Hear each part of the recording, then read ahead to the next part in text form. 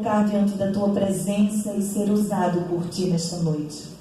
Usa ele, Deus, fala aos nossos corações e que a tua presença seja muito notória no nosso meio, em nome de Jesus. Amém. Boa noite. Boa noite. Sou filho amado de Deus, vencendo a gula, timidez e dificuldade de dizer não. Meu nome é Marcelo. Estou meio preso aqui por causa do fio, mas veja, é um privilégio estar aqui com vocês mais uma vez, aprendendo, podendo compartilhar, né? E queria dizer parabéns, começar parabenizando vocês. A gente está na lição 24 semanas, né? E vocês persistindo em busca de sua melhora, em busca de ser uma pessoa que resplandece a glória de Deus. Amém. Amém. Eu queria fazer um históricozinho, né, do que a gente já viveu. Começou com o admitimos que temos problemas, admitimos que precisamos de algo diferente, algo que nos guie, algo que nos faça ver com outros olhos, né? E a segunda decisão seria confiar. Você confiar em Deus para que Ele possa lhe guiar nessa mudança. E aí você faz a entrega da sua vida na terceira decisão, para que Deus possa guiá-lo no caminho da mudança. E aí você, na quarta decisão, depende dele para que isso verdadeiramente aconteça, e obedece o que ele define que é regra, que é correto, que você deve estar buscando. Na decisão passada, onde a gente fez o retiro e escrevemos das nossas memórias, foi a decisão 6 de confessar. E ali a gente escreveu muitas coisas boas, escrevemos muitas lembranças que queríamos reviver, né? E alguns que não foram tão boas, ou podemos dizer que foram bastante dolorosas. Nós tivemos coisas que provocamos conosco e com os outros, e tivemos até coisas que foram feitas por outras pessoas. E talvez a mais difícil para alguns é que recebemos coisas ruins das pessoas que deveriam nos proteger. Isso de alguma forma nos marca. Chegou agora então a hora da gente colocar tudo aquilo que a gente escreveu, tudo aquilo que a gente pensou, que Deus trouxe à nossa mente quando a gente estava fazendo o retiro, quando a gente estava escrevendo as nossas memórias. Chegou o momento de a gente avaliar. Nessa avaliação, podemos talvez sofrer, talvez ter dores, né?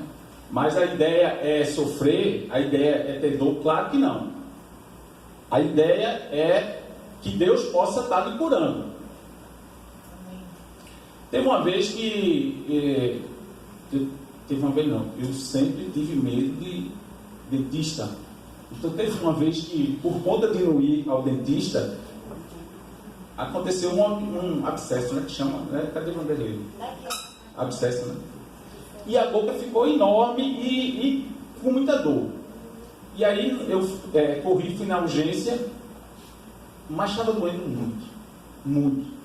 E aí o dentista, quando me atendeu, quando ele começou o tratamento, a dor era de ir no céu e voltar. Não faça, vamos fazer o seguinte, me dê uma medicação, eu vou para casa, tomo a medicação, melhoro e amanhã eu continuo o tratamento.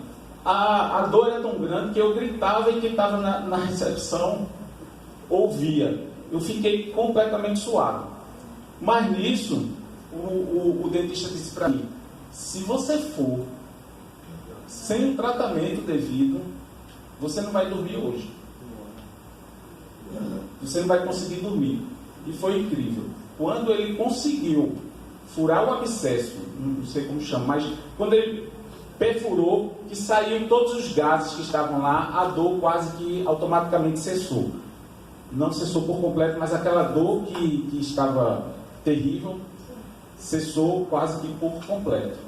Então é isso que a gente quer trazer aqui. A gente quer estar de frente com essa dor, mas que a gente seja tratado por aquele que nós entregamos todas as nossas vontades, todas as nossas necessidades, porque Ele é o nosso Pai. Entrando na decisão 7, que é reparar, vamos fazer essa análise de nossas escritas e a gente começa com o que fazer com as verdades descobertas nas escritas da minha memória. Com o primeiro item, que é confessar suas falhas, ressentimentos e pecados. Em Tiago 5,16, ele diz: portanto, confessem os seus pecados uns aos outros e orem uns pelos outros para serem curados. Aí eu queria que vocês me ajudassem agora. Alguém tem alguma Bíblia aí? Nem que seja digital. Eu queria que vocês verificassem se tem se o versículo está diferente desse aí. Se alguém tem que está diferente desse. Tiago 5,16.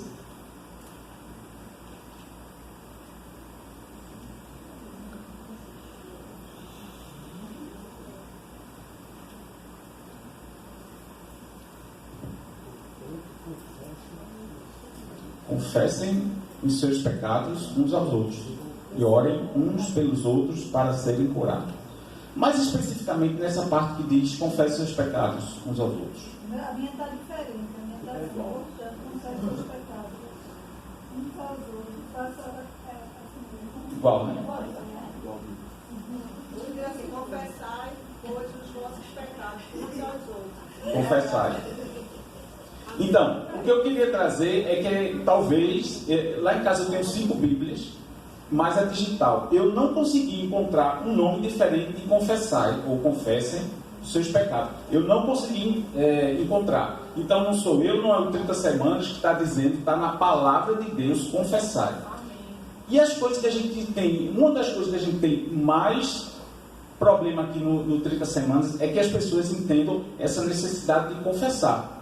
Né? Aí vejam, a palavra, a gente não consegue encontrar uma palavra diferente. Ela é muito clara aqui na Bíblia: confessai.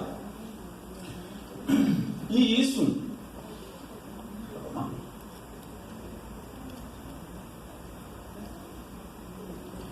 é uma das coisas principais que a gente precisa ter consciência e ter que fazer.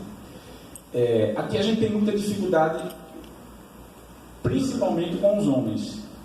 E aí eu peço aos homens, coloquem amor nas minhas palavras, porque às vezes nós homens achamos que não precisamos, que como é que eu vou pegar de frente a um homem e confessar os meus pecados?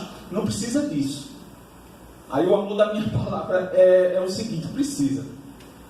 Isso é desobediência à regra de Deus. Aí eu queria a autoridade dos pastores para dizer: isso é desobediência, não tem outro nome não. Desobediência da palavra de Deus. Aí eu peguei um exemplo. A gente tem as leis de trânsito, as regras de trânsito. Então, se você pegar o carro no aeroporto e for para a Avenida Boa Viagem, tem uma reta que dá na Avenida Boa Viagem.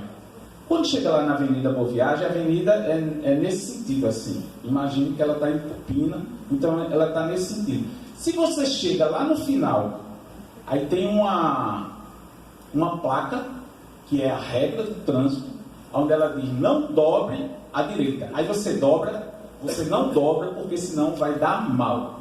Não dobra, vai vir um caminhão do tamanho de um trem que vai passar por cima de você.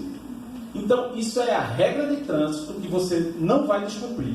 E por que descumpre? A regra de Deus. Não tem como você negar. Não tem como você fazer diferente. É a regra de Deus. Você precisa cumprir. Está muito claro. O versículo é muito claro. Ninguém encontrou aqui diferente. É muito claro. É cumprir. Mas tem uma outra coisa que eu queria trazer para vocês. Quando eu me converti, o primeiro versículo que eu aprendi, eu nem sei muitos versículos decorados, mas o primeiro que eu aprendi foi Efésios 5:22, que diz assim: mulheres, sejam submissas aos seus maridos. E aí foi a glória para mim. Onde a minha esposa, qualquer coisa que fazia diferente, era, eu parecia que eu era um cowboy no faroeste. Eu andava armado. Aí quando ela fazia qualquer coisa, opa, irmã, de um lado e para o outro. Porque eu tinha o poder, né? Eu tinha o poder porque a palavra de Deus dizia para mim assim: diga para ela Efésios 5:22, e aí eu deixo para vocês, homem. Efésios 5:22. Não esqueçam. Agora, veja bem, você não esquece também o que vem depois. Efésios 5:25. Maridos, amem suas esposas como Jesus amou a igreja. E aí a responsabilidade é muito grande, ele é muito maior. Porque o maior mandamento de todos, quando lá em Marcos 12, Jesus diz, quando é interrogado, o maior mandamento de todos é o amor. Então a responsabilidade nossa, de homem, é muito grande, porque é o amor que Jesus depositou na igreja. É nós, homens, responsáveis por nossa casa, por nosso lar, que a gente é a rocha ali dentro, que a gente é a fortaleza ali dentro, que a gente precisa dar um prumo para a nossa casa. E veja, só voltando um pouquinho aqui, mulheres sejam submissas, não é nada de mulheres sejam subservientes, não é nada de mulheres sejam escravas, não é nada de se anular como pessoa, não é isso não. Respeitem os seus maridos. Maridos, amem suas esposas. Maridos, seja fortaleza do seu lar. Dê ensino, dê educação, dê direção para o seu filho. Seja aquilo que sua mulher precisa, aquilo que sua mulher busca, que é a fortaleza do seu lar. Seja aquela pessoa, aquele homem, onde, embora que no final de um momento em que é preciso uma definição diferente entre uma mulher, mas que você leve uma palavra de definição final, que ela entenda que é um caminho onde deve seguir, porque ela te reconhece como proteção.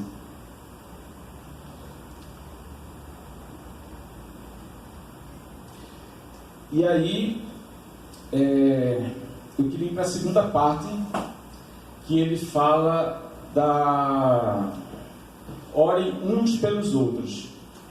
Confesse os seus pecados, eu comigo mesmo, orem uns pelos outros. É quando tem a integração entre eu e o próximo. E por último, para que os seus pecados sejam perdoados, sejam curados. É quando você tem a relação com Cristo. Então, é a tríade que nós procuramos tanto aqui no 30 Semanas. Comigo mesmo, com o outro e com Deus. E aí a gente passa para o segundo item, que é obedeça a orientação de Deus, preste contas. Portanto, você, por que julga seu irmão? E por que despreza seu irmão? Pois todos compareceremos diante do tribunal de Deus, porque está escrito: por mim mesmo jurarei, diz o Senhor, diante de mim todo joelho se dobrará e toda língua confessará que sou Deus. Assim cada um de nós prestará conta de si mesmo a Deus. A palavra é direta, a palavra diz que o julgamento não cabe a nós, né? A gente julga o irmão e muitas vezes o irmão sofre por causa do meu julgamento e muitas vezes eu sofro porque acho que o irmão vai julgar. O julgamento não é nosso. A Bíblia é muito rica quando o assunto é prestação de contas. Ninguém consegue viver de forma irresponsável se tiver consciência de que um dia estará diante de Deus para um acerto final de contas. A confissão significa que concordar com Deus acerca de seus erros e pecados e que Ele é capaz de restaurar sua comunhão com a missão dele, consigo mesmo e com a pessoa em volta. Encontrar como confidente não é prática que deve ser vivida apenas durante aqui o ciclo do 30 semanas. No ciclo você precisa de um confidente, mas na vida você vai precisar de um discipulador, de um amigo de verdade, sabendo exatamente quem é você, para que ele possa te apoiar, te dar uma palavra de conforto. Eu tenho um testemunho aqui, ele não pôde estar presente, mas ele começou comigo aqui o 30 semanas, que é Lúcio, marido de Simone. E no momento de desespero, por isso que eu quis trazer aqui para vocês esse testemunho, ele foi uma pessoa que me apoiou. Logo no começo, o que era 30 semanas se chamava CR. E também existia um retiro, era um pouco diferente do que a gente viveu, e tinha um momento que a gente precisava falar da vida de Davi. E aí, nesse momento, a gente, como os voluntários, a gente fez as definições de quem iria dar cada palestra, e eu fiquei para falar sobre Davi. Era no primeiro dia, a gente saía, eu acho que é à noite, e eu estudei tanto para falar, mas a minha timidez não permitiu. E era à noite, eu acho que 8 horas da noite, quando foi 6 horas, 5h30, 6 horas, pouco antes da gente sair, eu não ia conseguir fazer aquilo ali. Fui correndo no trabalho de Lúcio, me socorre, porque eu não vou conseguir, eu vou passar vergonha, eu vou talvez negar a palavra, porque eu não vou dar, e eu preciso da sua ajuda. E ele prontamente, meu irmão, estamos aqui, quem vai dar a apresentação. E aí eu queria trazer esse testemunho com ele aqui, porque veio à minha mente, né? Não sei porquê, mas a importância de a gente ter um confidente e saber das nossas dificuldades, porque ali na hora ele vai trazer uma palavra de Deus para você. E o último item é: entenda que não há mais culpa para quem está em Cristo. Portanto, agora já não há condenação para os que estão em Cristo Jesus. Romanos 8:1. Por vezes existe a tendência de recordar a vida pecaminosa que vivíamos antes de vir a Cristo. Memórias que deveriam estar mortas e enterradas reaparecem muito vivas em nossa mente. Isso não faz nenhum sentido frente à vida vitoriosa que Deus quer que tenhamos. Você pode controlar todos os pensamentos, mas deve escolher o que fazer com ele: alimentar ou mortificar. Assim, já não há mais condenação para aqueles que estão em Cristo. Embora o corpo morra pelo pecado, o Espírito lhe dá vida, porque somos considerados justos perante Deus. E aí, como não podemos aceitar o perdão de Deus?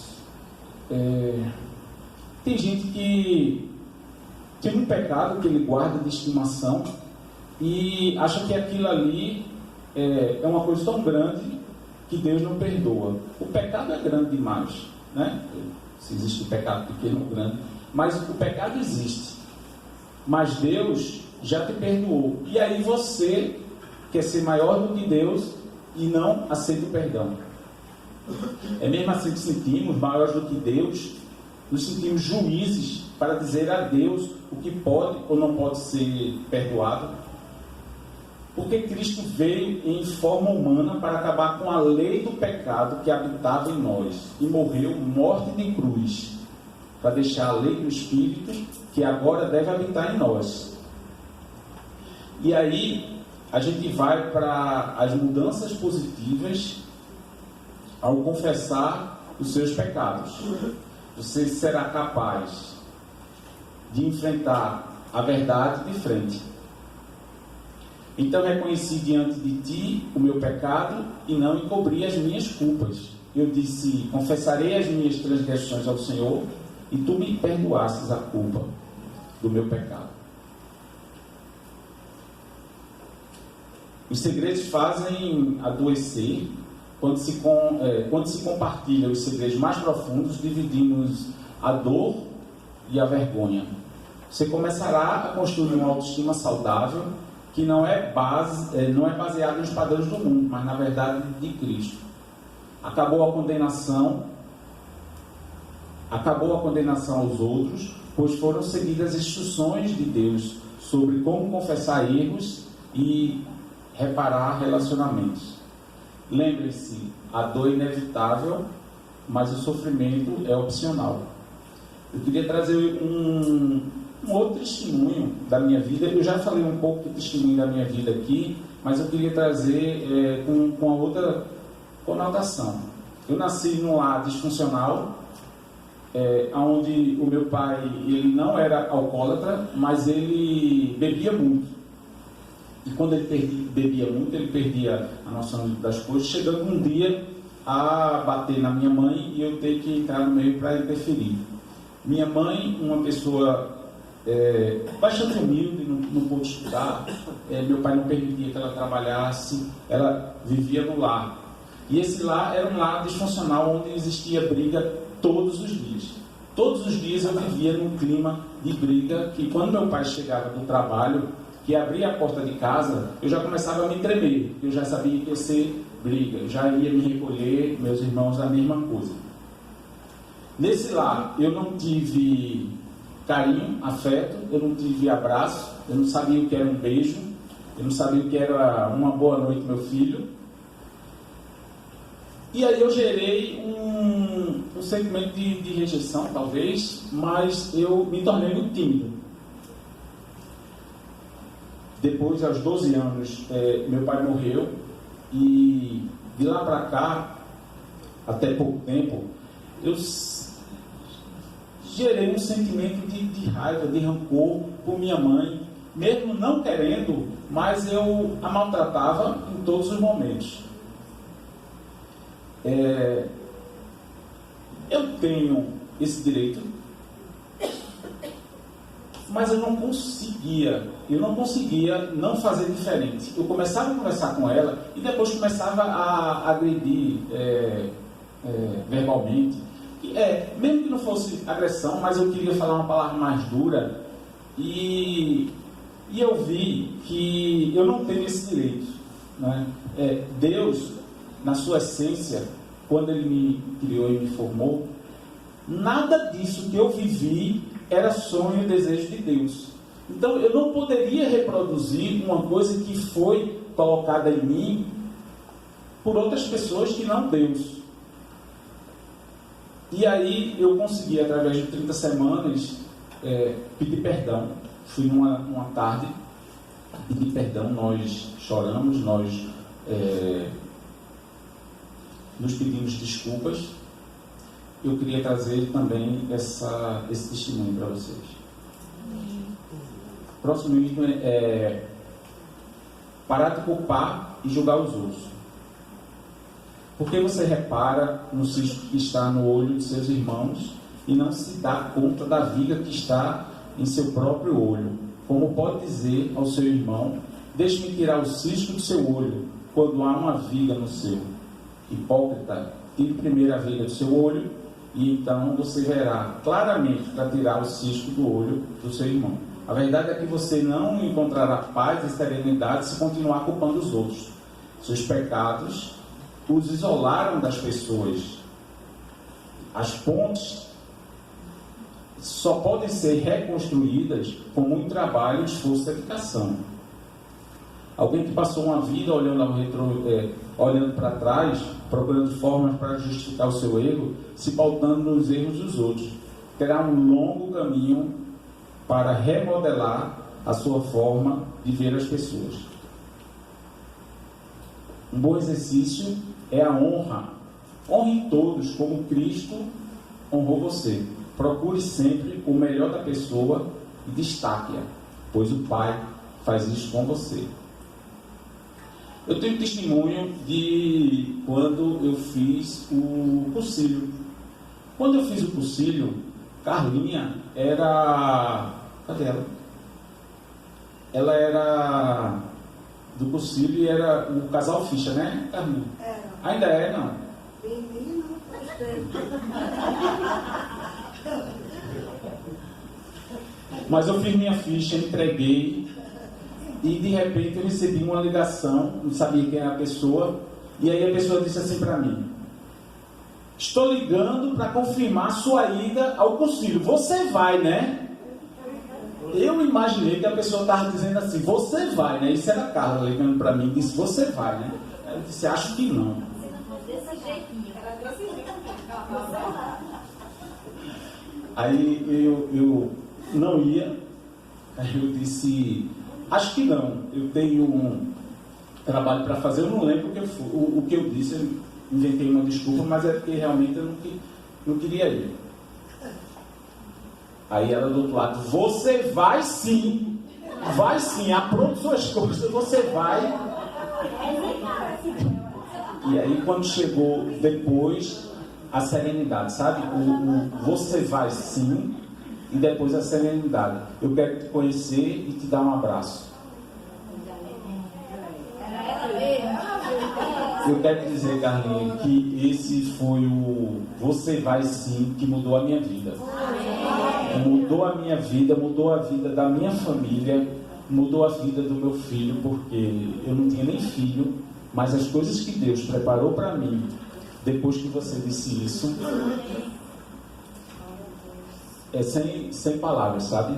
Eu pensei um monte de coisa para dizer da vida que eu tenho vivido. Depois que uma pessoa disse para mim assim: você vai sim, mas não vai com amor no coração, sabe? Aí eu passei um texto para Carlinha: Carlinha, eu posso falar alguma coisa sobre você? Ela disse: pode. Eu digo uma coisa que foi bastante interessante para mim. Ela disse: eu nem sabia, mas Deus sabia. Eu fiz o cursilho em 2001, 18 anos antes, e Deus preparou a noite de hoje para dizer para você, né, que Ele coloca as pessoas nas grandes coisas quando você faz pouquinho, né? Mesmo sendo pouco, depois Ele te coloca no muito. Tu está aí com aquela...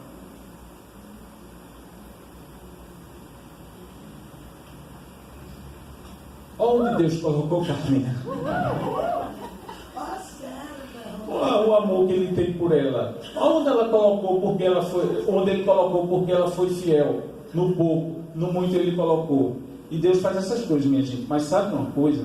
Teve um dia em que Carlinha decidiu fazer diferente. Eu sei um pouco da história, eu não sei do testemunho dela, mas eu sei um pouco do testemunho do marido dela. E teve uma época que não foi fácil, mas com certeza um dia eles tomaram a decisão de fazer diferente, de sair daquela dificuldade, né? E dar esse exemplo aí de Cristo, e Cristo reconhecendo ela publicamente. Mas não foi só isso não. Teve um outro momento em que eu tive um problema difícil com a babá. Veja quanto tempo depois, eu não era nem casado no momento do cursilho. Alguns 5 anos depois eu tive um problema com a babá, que amava muito meu filho, eu gostava muito dela, era muito carinhosa, mas ela tinha uma dificuldade, um distúrbio, e eu estava desesperado, sem saber se colocava para fora, se não colocava, pelo amor. E aí eu fui na célula de Carlinha. Depois que eu esperei todo mundo sair, eu fui falar com ela. Eu não falei, ela disse: eu já sei o que é. Isso é o amor no coração que Deus coloca, né? E traz essas coisas para a gente. Uma outra coisa que eu também não podia deixar é, mais na frente, meu filho precisou ir para psicóloga. E eu não podia deixar de colocar ele em Carlinha de jeito nenhum, porque é uma pessoa do meu coração que eu confio. Psicóloga bicicleta, Guga, eu sempre confundo. E aí depois do atendimento tem a devolutiva.